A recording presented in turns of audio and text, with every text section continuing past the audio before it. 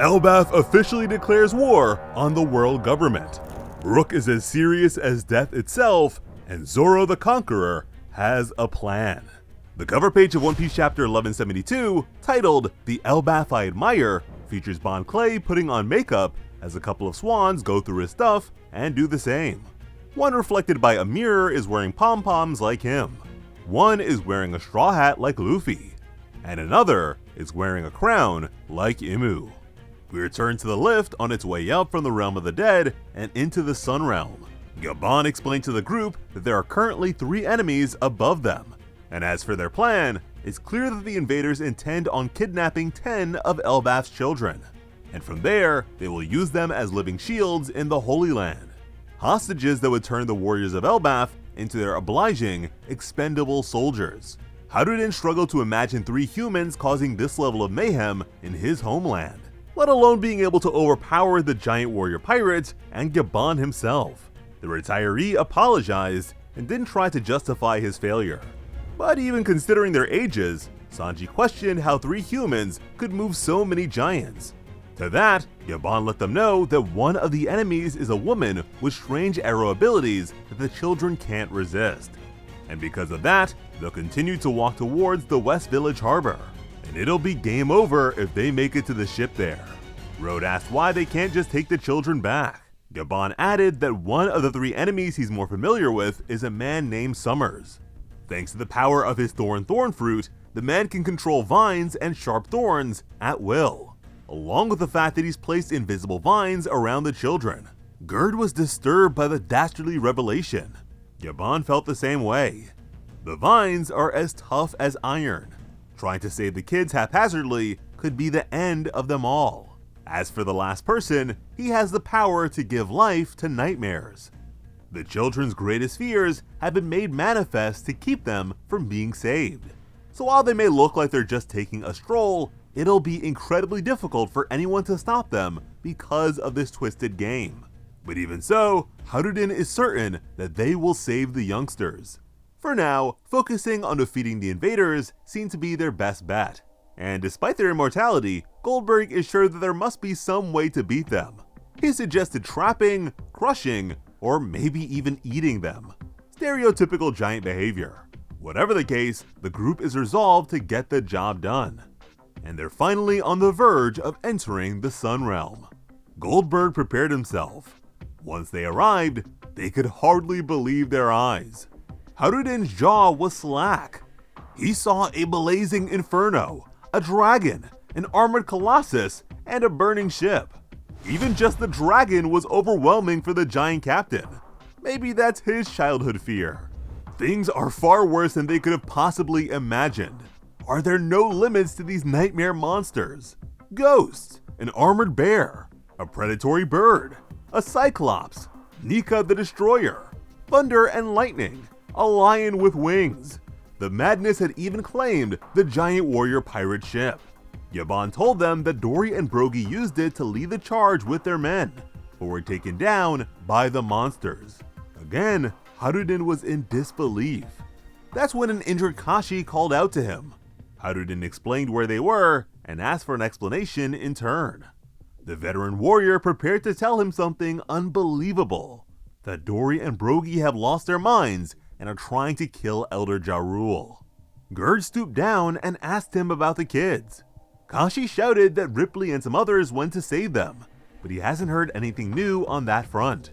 And by now, the kids may have already made it to the harbor. With that, he turned to Road with dire information that caught the navigator off guard. When he learned that Bjorn was taken, Road's face was overtaken by dread. Without a moment's hesitation, he raced off in the direction, desperate to save his little brother. Gerd and Goldberg decided to join him. Sanji asked Kashi for the direction of the school, since Nami and the others should be close to it. Kashi pointed out the school as the source of the fire, which made the cook wonder why it was set on fire.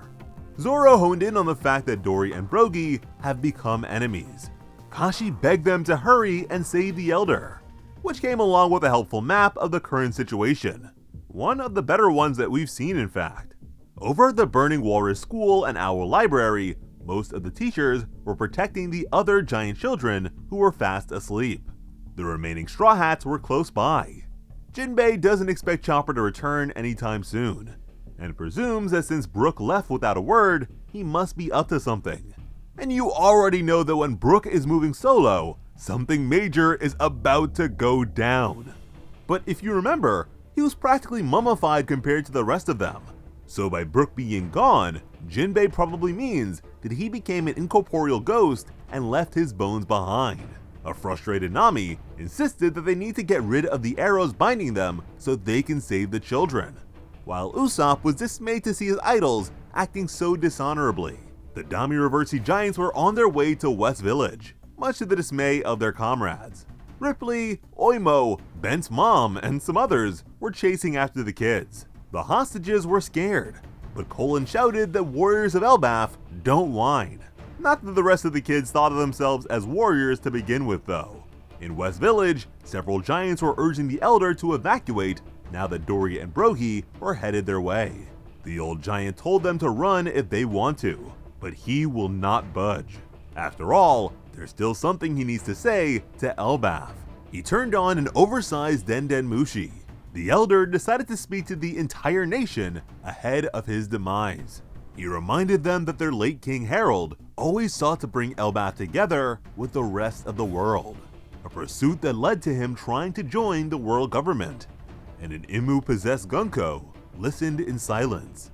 With a shot of the castle where it happened, the Elder told them that the efforts of their valiant king were shunned and betrayed. Then he spoke of what truly happened on that dreadful day 14 years ago, that he saw their king and his soldiers be killed by the act of a demon with his own eyes. And down to his last breath, their king fought to keep Elbaf from falling into the demon's clutches. The listening giants were shocked to learn that Loki didn't commit patricide, although the technicalities are debatable.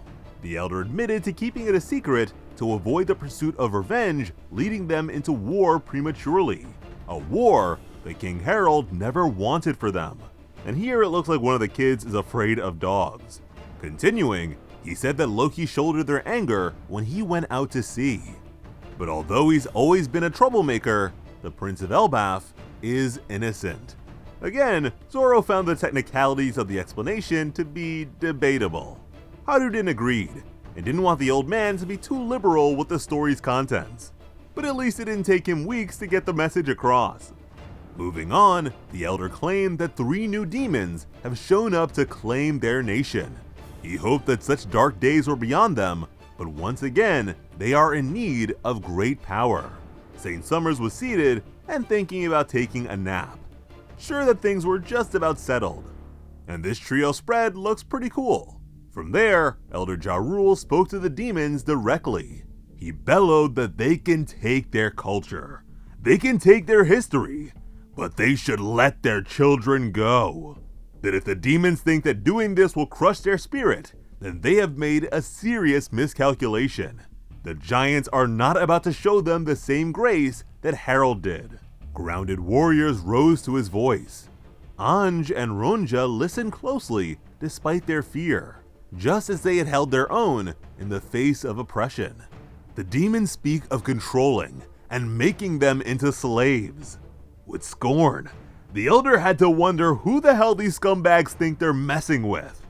Elder Ja Rule apologized to the kids for his vulgarity and told them to cover their ears. Fanboy Usopp was shouting for him to let these Nikas know. The Elbaf he admires would never bend the knee to tyranny. The oldest giant declared that if the Harley's prophecies are true, then the world is bound to face a great divide eventually. And so it shall be.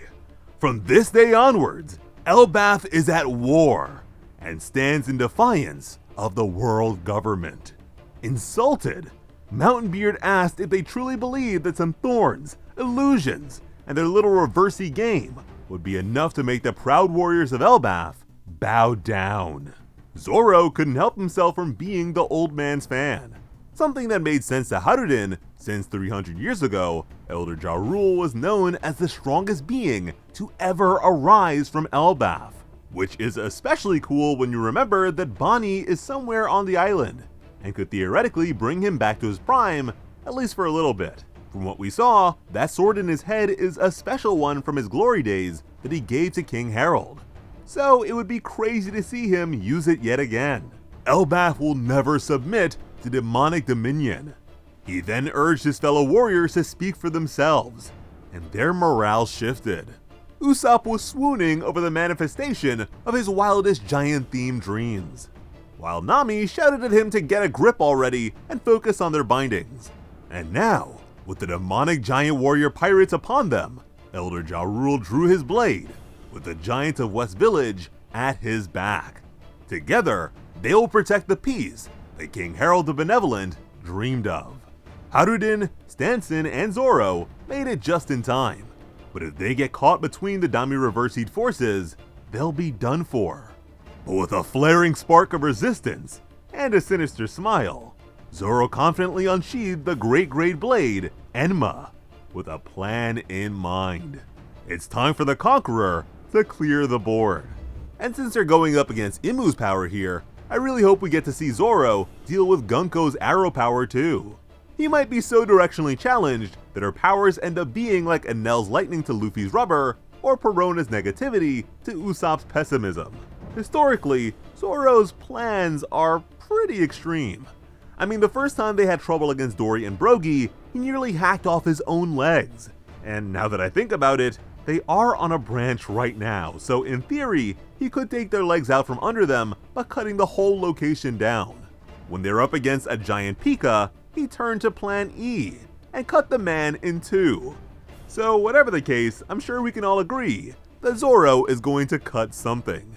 Also, aside from confronting Luffy himself, I would love to see Imu notice the Nika Nightmare monster running around.